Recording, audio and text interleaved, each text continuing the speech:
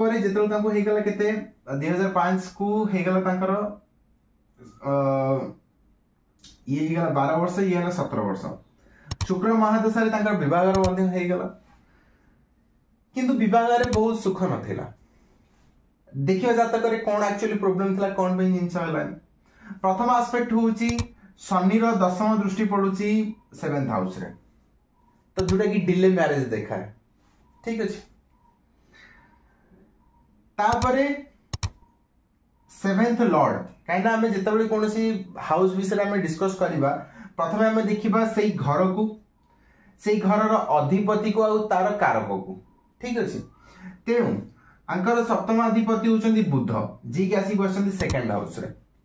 तेणु निज सो गृह रु अष्टम घर को चली गले और अष्टम घर होची मृत्यु घर मु आपन को लास्ट क्लास रे कहितली तेणु जेहेतु से आर अधिपति जेहेतु अष्टम